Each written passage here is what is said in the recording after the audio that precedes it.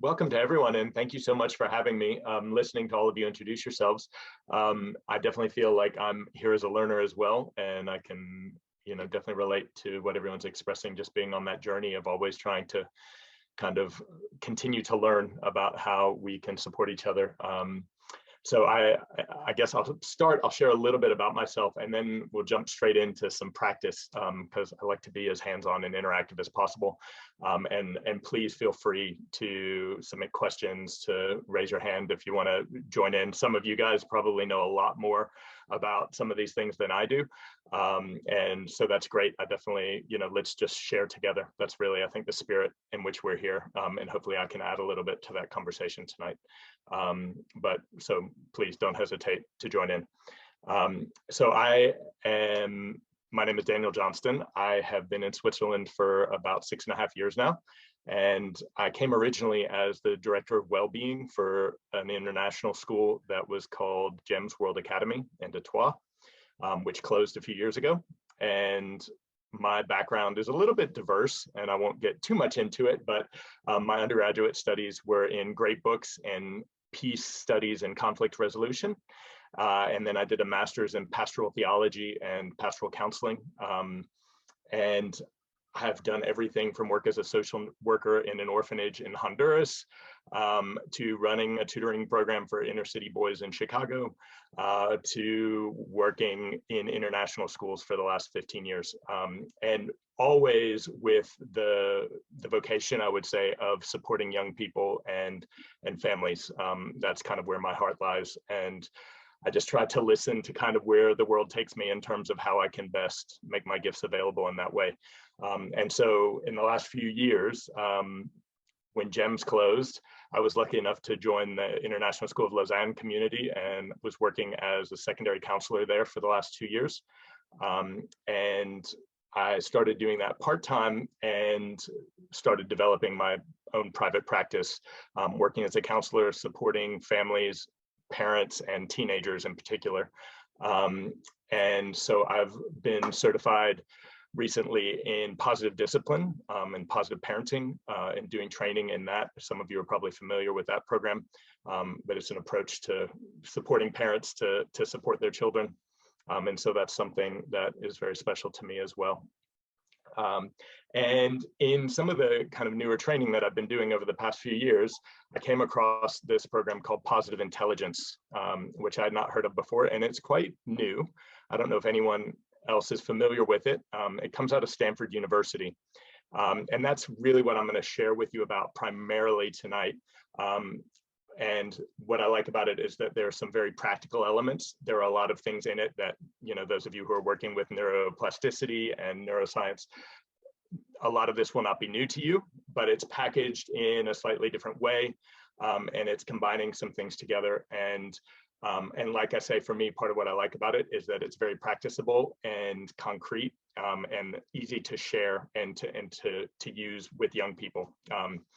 So I will share a little bit about the science behind that with you guys, and some of the practice. And then, like I say, though, wherever we need to go in terms of making this useful for you guys, I'm very happy to go there, so we don't have to stick to a strict script as far as I'm concerned.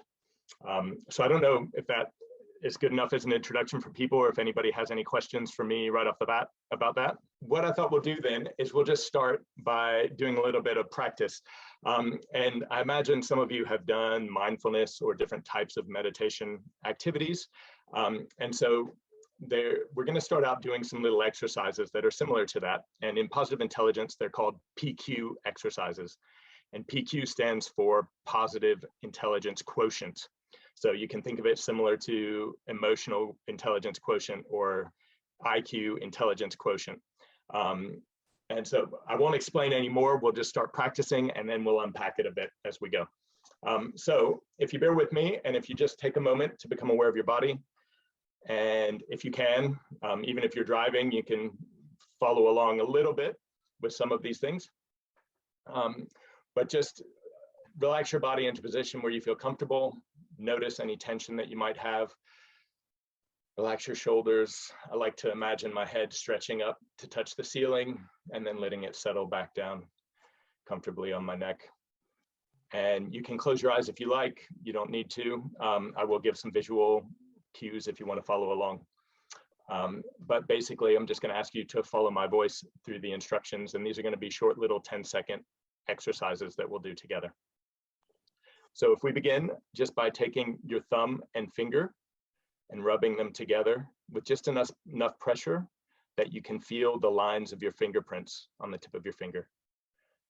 And I ask you to just bring your attention gently to that sensation of the lines of your fingerprint. Notice the texture and the feeling of those lines on the tip of your finger. Those lines that make you who you are, that make you unique from anyone else.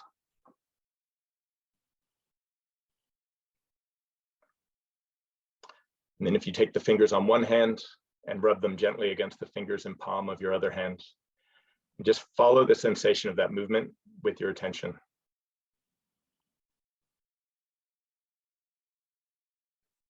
And as you get distracted or have other thoughts, that's totally human.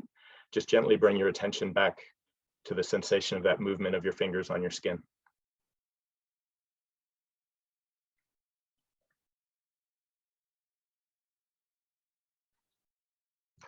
And now if you move your attention to your toes, and just try to find each of your 10 toes individually. You can wiggle them around a bit and try to notice each toe separately.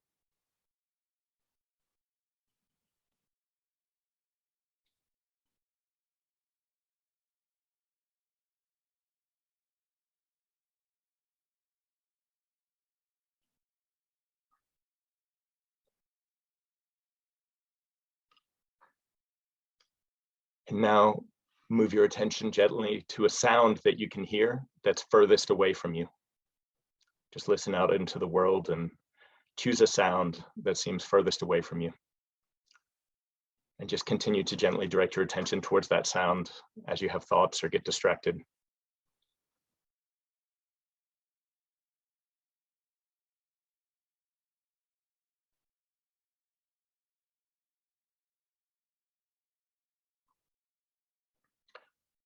And now guide your attention to a sound that you can hear that's closest to you. Something in the room, it might be the sound of your own breath.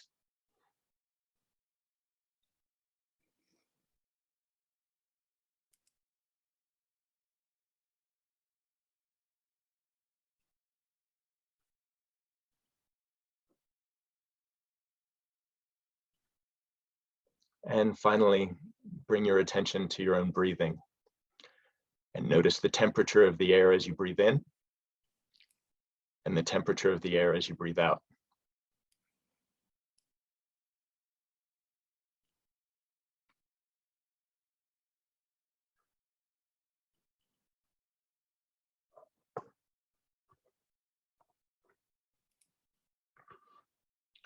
And as you're ready, just let your attention come back to the group.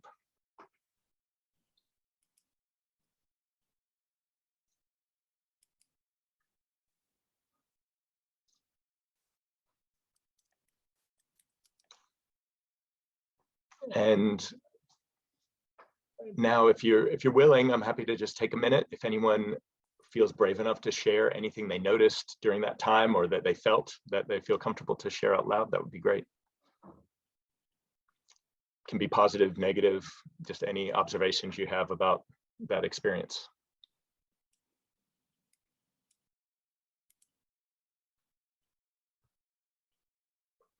Shaima, is that a hand up? I don't know if you mean that for now.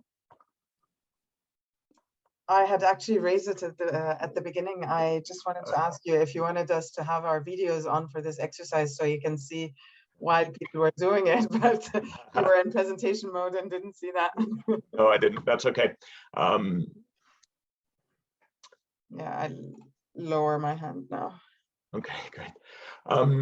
Has anyone done something like this before? Yeah. I always practice transcendental meditation with the vibration, so yes. I'm very acquainted to it. Yes. And I do it every possible day when I can, and this allows me to really calm my system down, connect better with my reality, and embrace my world better with more consciousness. I really swear by transcendental meditation myself. Really, Absolutely. it's some days because I'm too busy and I come back home and I have to go to sleep because I'm tired. I really miss the process of finding that silence in myself, of connecting, of going beyond my ego, beyond the reality, and then reconnect again in a way that is, I mean, pure consciousness is very powerful. It's just, I don't know how to describe it, but you understood me, and you are the one that can word it better than I do, really. No. But I like to share it because it's really powerful. Everyone that I know may like a different type of meditation. To me, personally, the one with vibration, the transcendental one, works better. And that's what I have to say. Thank you. Great. Thanks for sharing, Rita. Yes. Anyone else want to just share something you noticed in your own body, in your emotions during that exercise? Or Yeah, I would like to thank you, Daniel, because you reminded again that it's really enough. I don't know how many 2 minutes we have. And this is quite effective 2 minutes of guided meditation, and we can guide ourselves just to focusing our attention from one sensation to the other sensation, and it really puts us in such a short time back to really centered and calm state of mind. As well, I'm practicing guided meditation for decades now, and I used to practice a lot by listening guided meditations. Now I'm taking it to my walks outside when I'm doing exercise. But this takes time, and you need to make time for that. And what you just reminded, that it's enough when you have just few minutes, you sitting and you have that few minutes time, you can just get in and focus your attention on something else rather than monkeying your head. So thank you.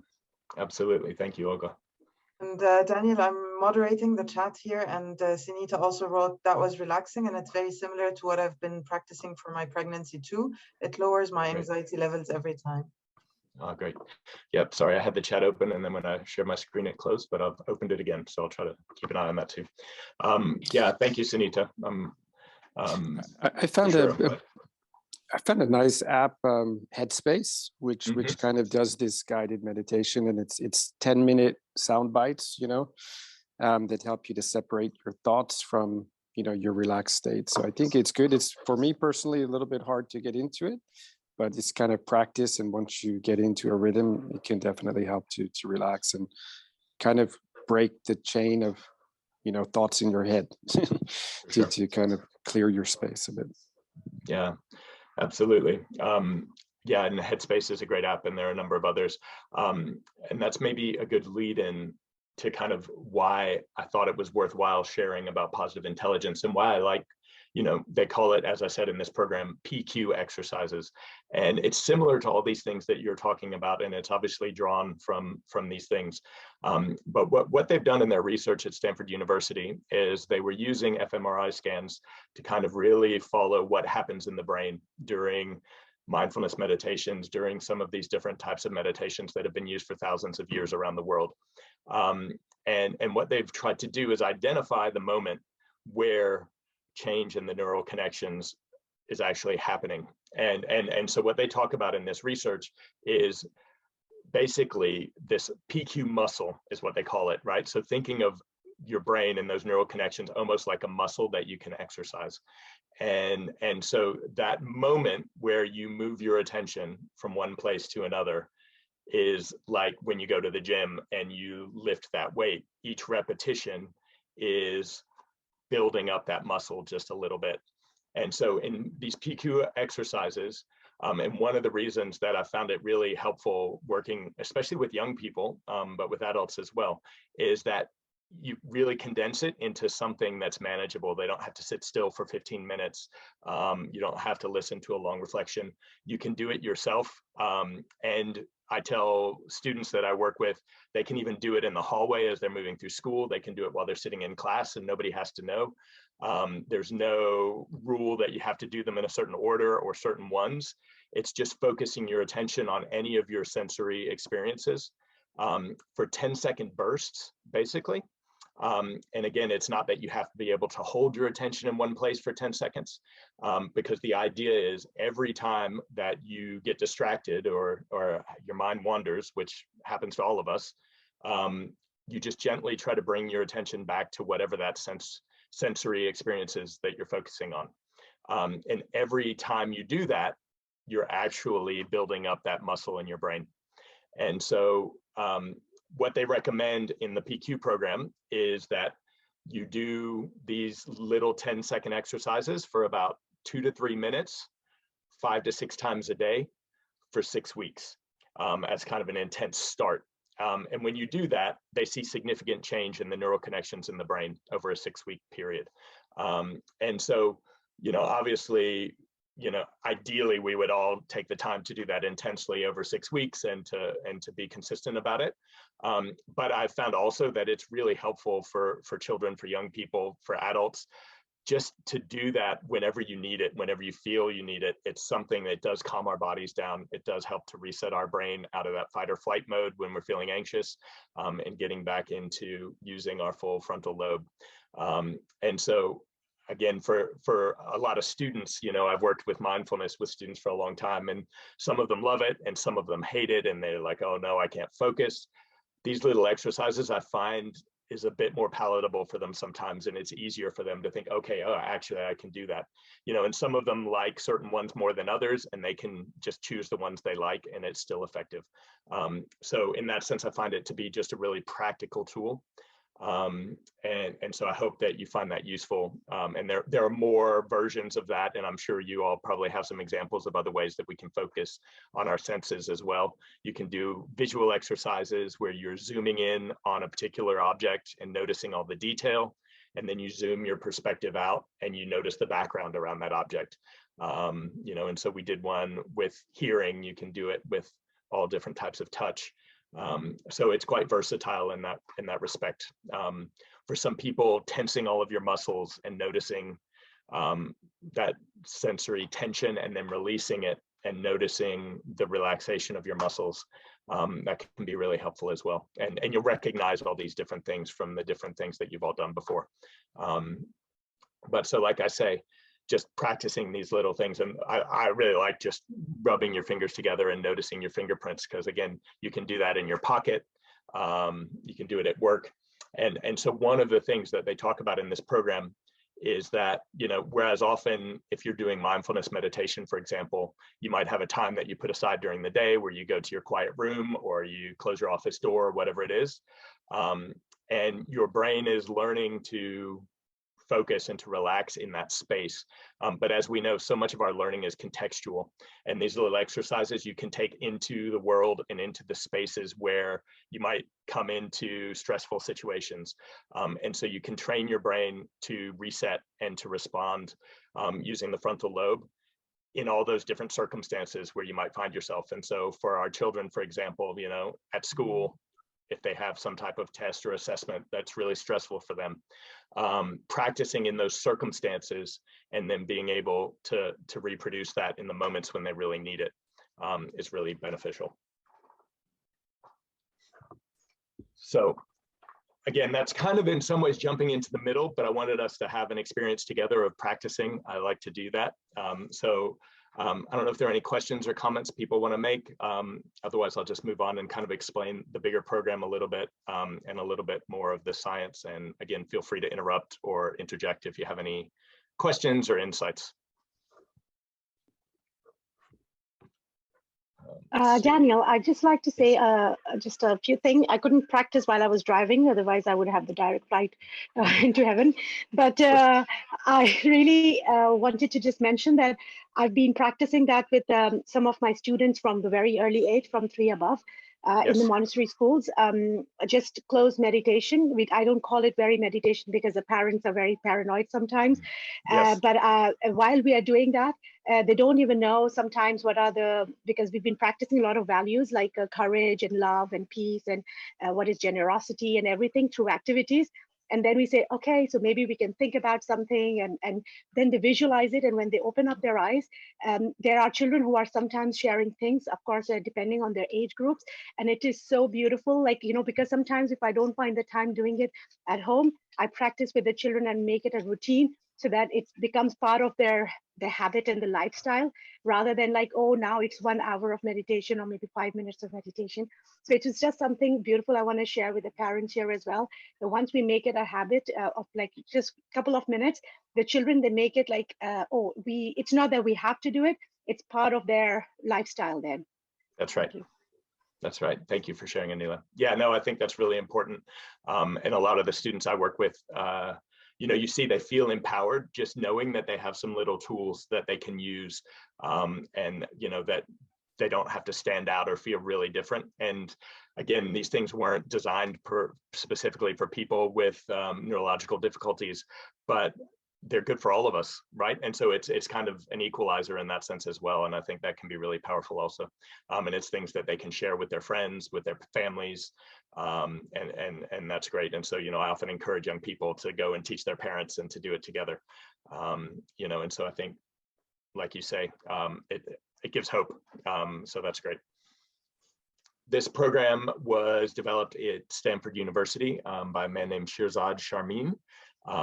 And so he has really been marketing it particularly for coaches and therapists, and trying to spread it kind of as broadly as possible. And so I actually did one of the trainings with him 2 years ago, and basically that he was offering for free for coaches around the world. And there's some really good training materials, and he has an app as well. It is quite monetized the way it's all set up. Again, like I said, he was offering it for free for a time period, but it normally I think is quite expensive if you want to do the training. But there are a lot of resources on the website and some interesting information. And so I'll share all of those things with you so that you can follow up if you're interested. But like I say, I found it to be very useful, and I've been using it a lot in the 2 years since, both personally and professionally. And so I would say there are 3 parts of this program as he has put it together. And so what we just did together, the PQ exercises, is one part. And all of it is built around, like I said, this idea of positive intelligence. And so he's actually developed a scale to measure positive intelligence. And, according to their research, it's actually more predictive of happiness and performance in relation to potential than either IQ or EQ. And so, again, I encourage you to kind of look more into the research around that if that's something that's interesting to you. But the idea of positive intelligence is that it demonstrates the relative strength of our positive mental muscles versus our negative mental muscles. And so he uses the language of the sage and the saboteur.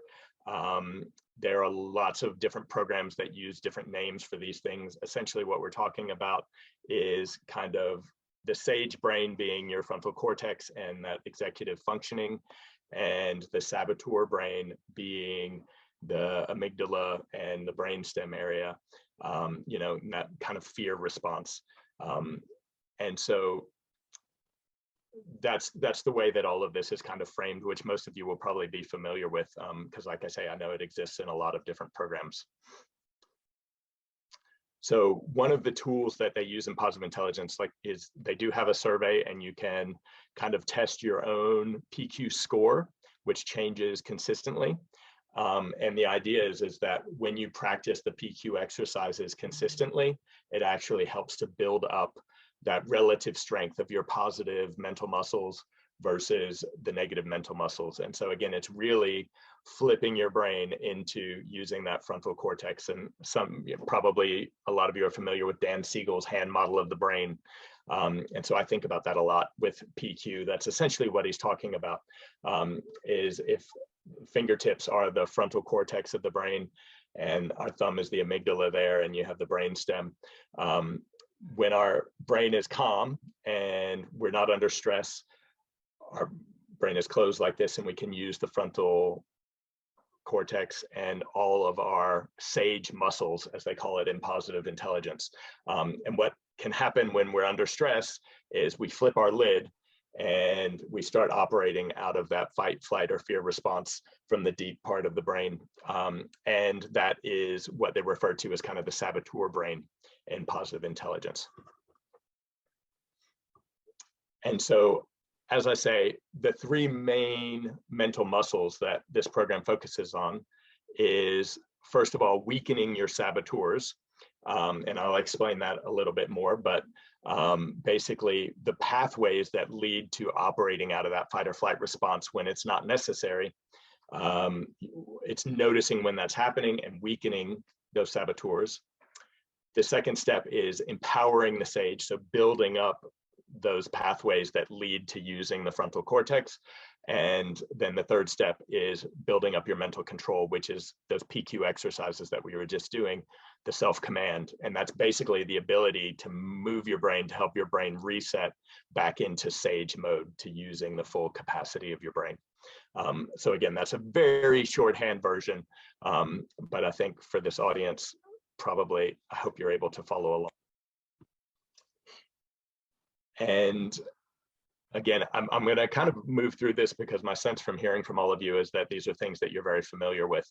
But the idea being that, you know, when we have a stimulus in our environment, there's an event.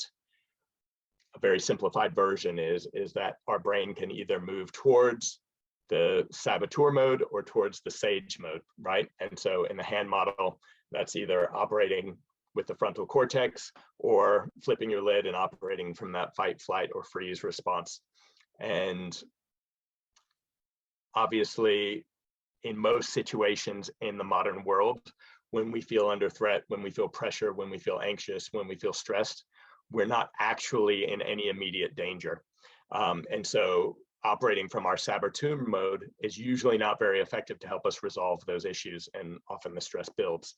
And so if our saboteur brain is really developed and the pathways that lead from an event down that saboteur path like a highway, if we've been using that pathway over and over and over again, then it's very likely that that's how we're going to respond in situations where there's some stress.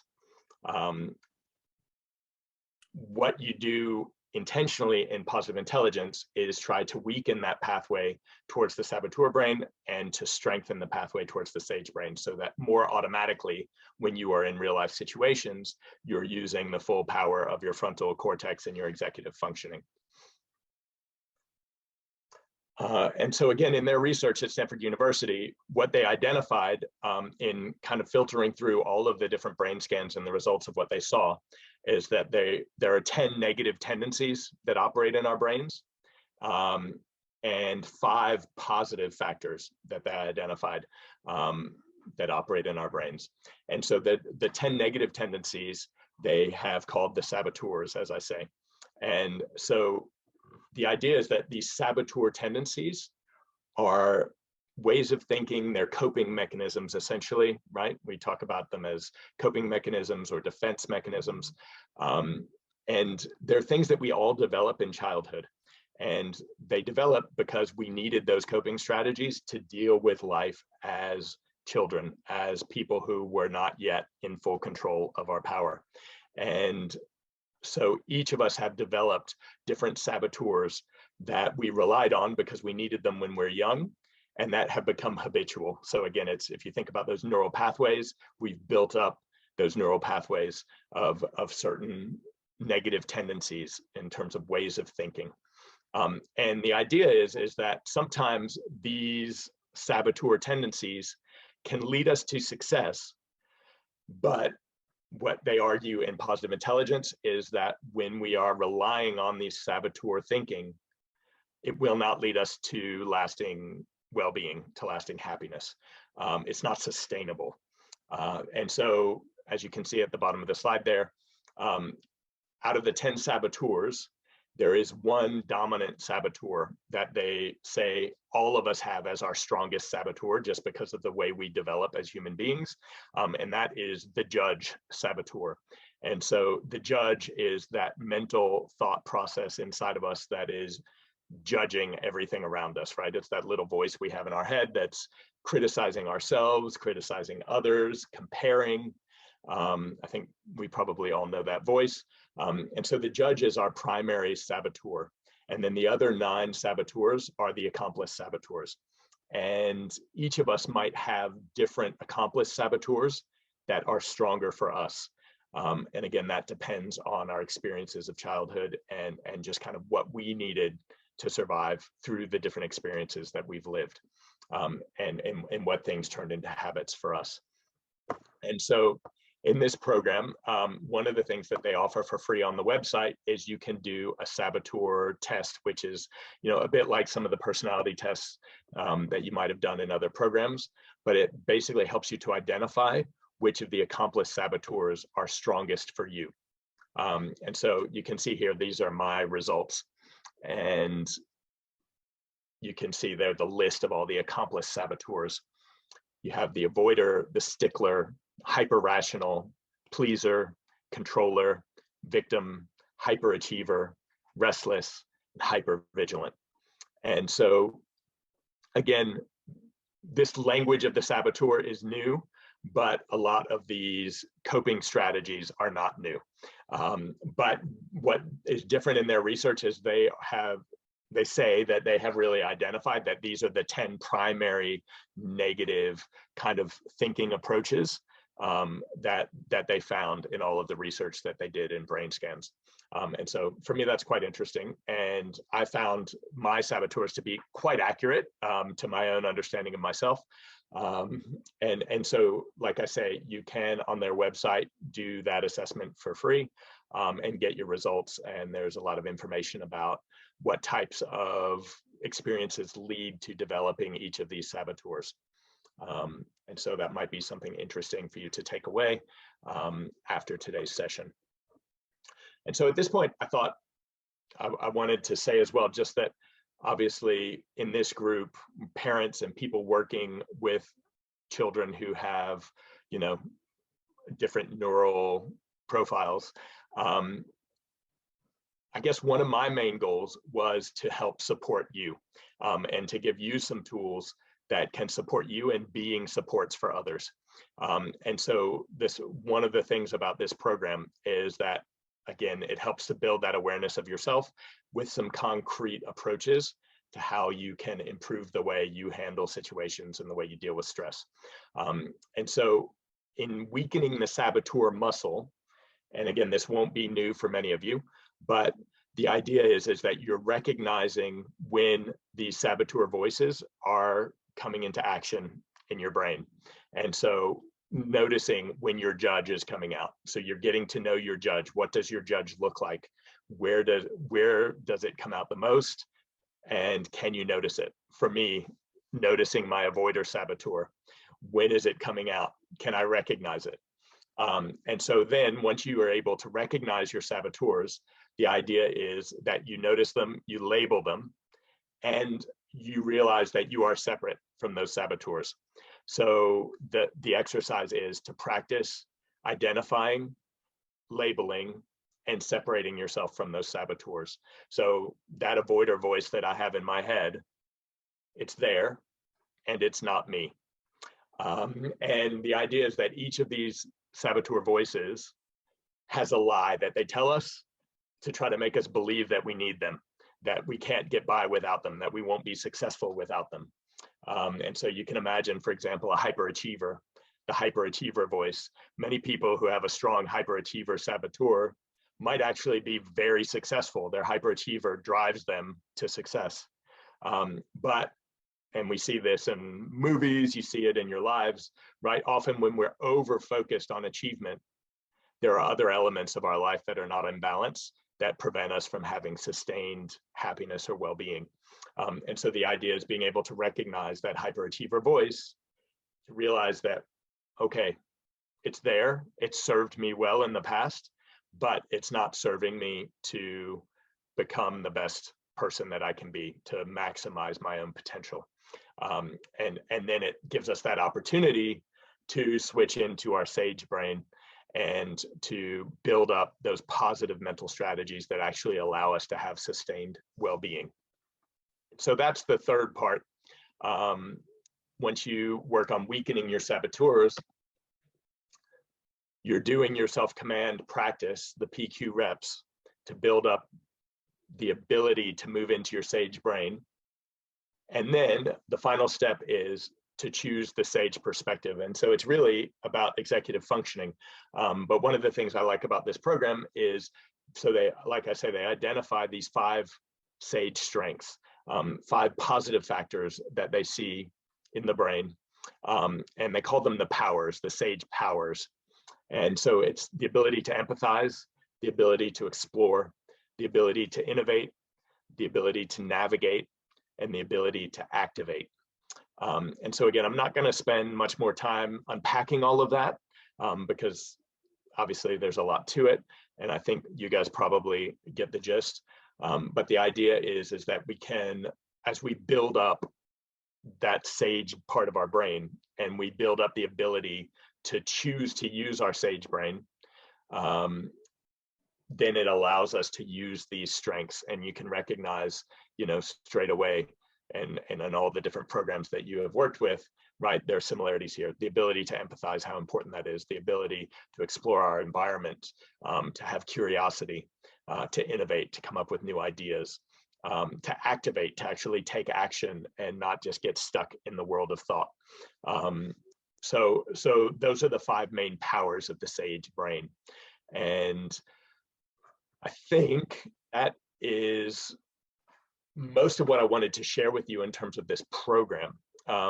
And the last piece is just really what I've gotten out of it personally is I have noticed, after doing kind of the intense training, practicing the PQ reps, I do notice that my stress levels tend to stay lower. I don't stay stressed for as long.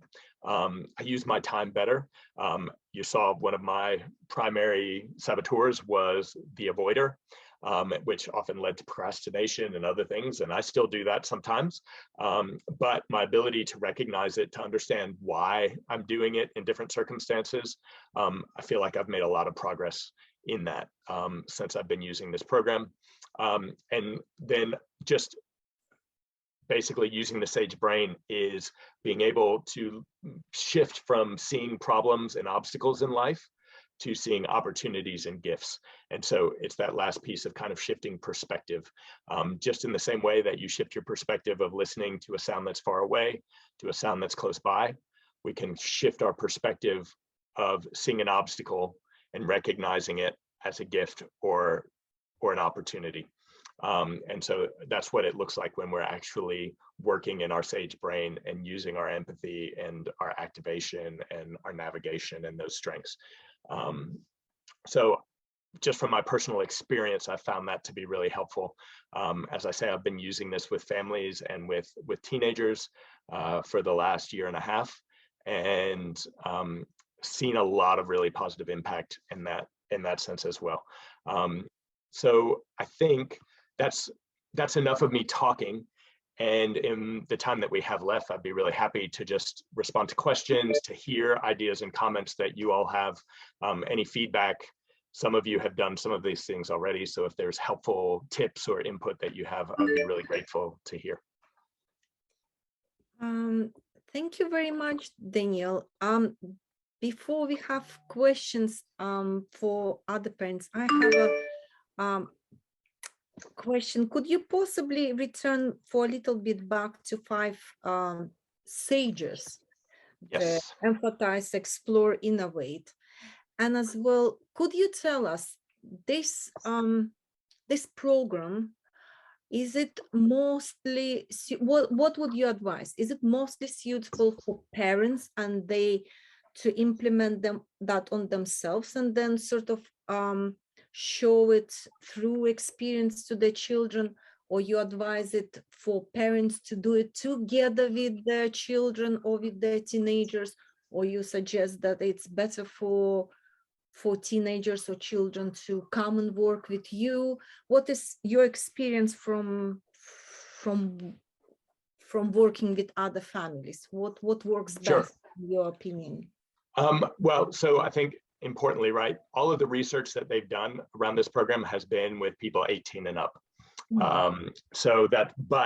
That being said, they've been trying to share this globally and having other professionals start to put it into practice around the world. And so one of the things that's been happening over the last couple of years is that groups have formed of people who work with young people, people who work with families.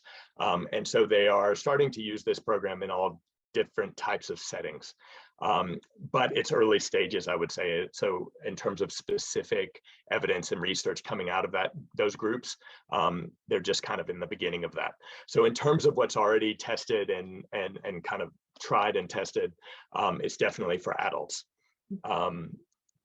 But as I said, in my personal experience, the PQ reps, just using that concept of kind of focusing down the mindfulness, the sensory meditation into short practicable bursts, I find that to be super effective with young people, and with old people, but with everyone, and that it's something. So one of the things that I do is I use pieces of this program in isolation as well, which is obviously not the same thing as doing the whole process, but I've still found it to be very useful.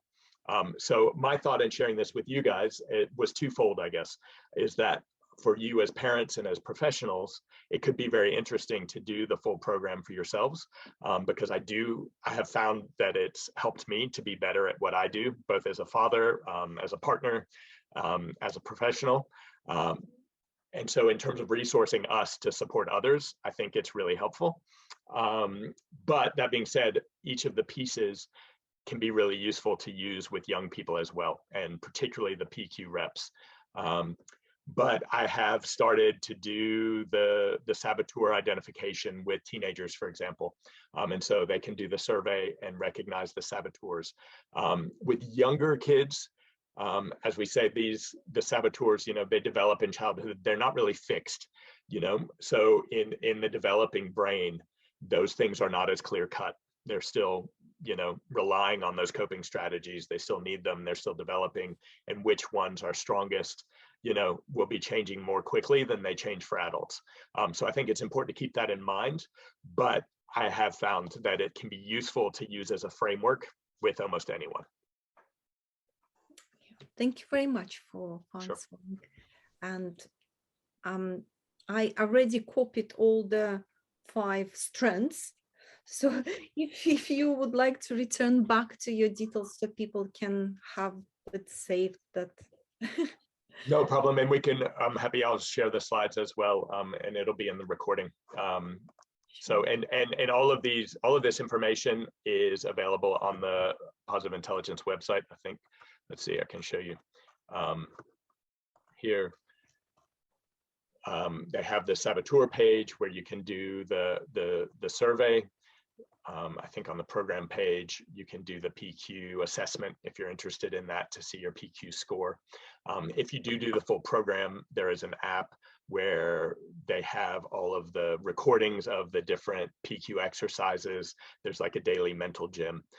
So it is quite a complete package if you were interested in doing the whole thing. But most of the science and the understanding is available for free on the website, especially for those of you who are already practicing a lot of these things and have a lot of experience already. So anyway, all of that information will be available, and I'm happy to share more or to, be in touch with any of you afterwards if you'd like to know more.